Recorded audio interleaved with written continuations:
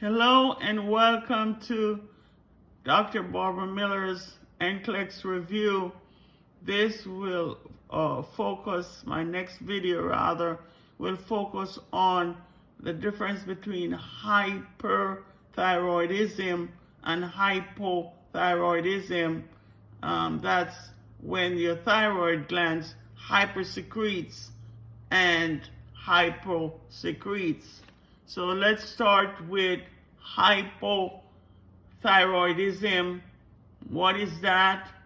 It's a decrease in the thyroid hormone, okay? And with that patient with hypothyroidism, sometimes they are depressed, they have decreased sweating, dry skin, they have dyspnea, they have decrease in their heart rate, bradycardia, they tend to gain weight. So what are some causes of hypothyroidism?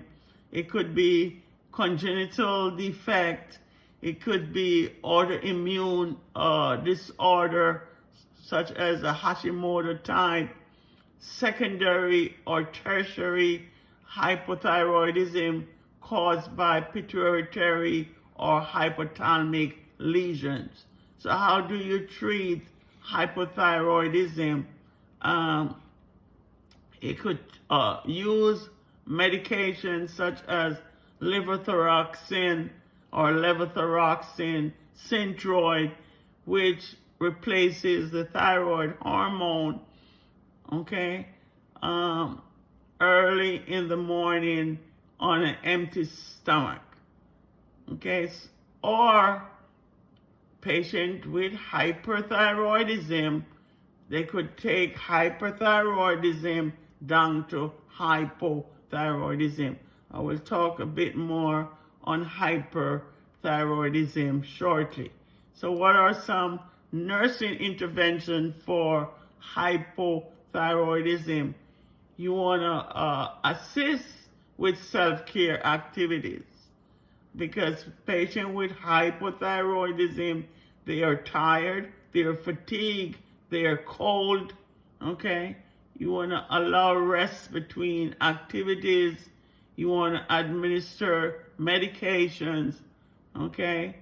Thyroid replacement, stool softener because they tend to have constipation, beta blockers.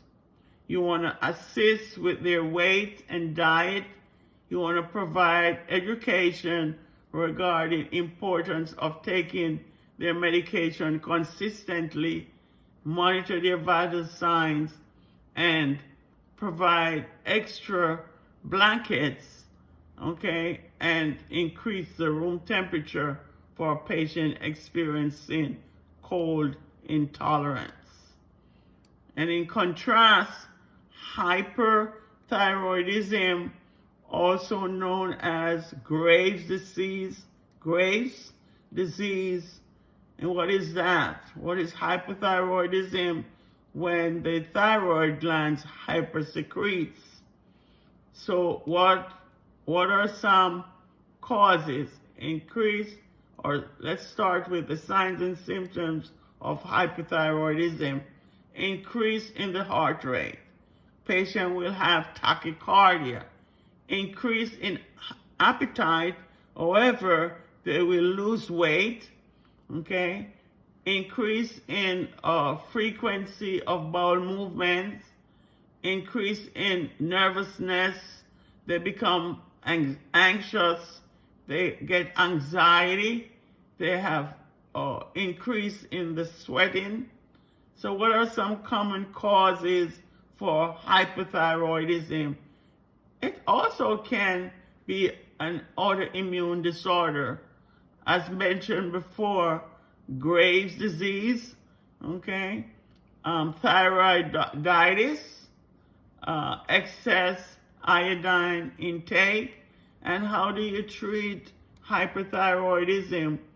One medication called metamazole, and sorry for lack of a better pronunciation, which inhibits the synthesis of thyroid hormone, can be taken to help decrease the levels of the the thyroid hormone.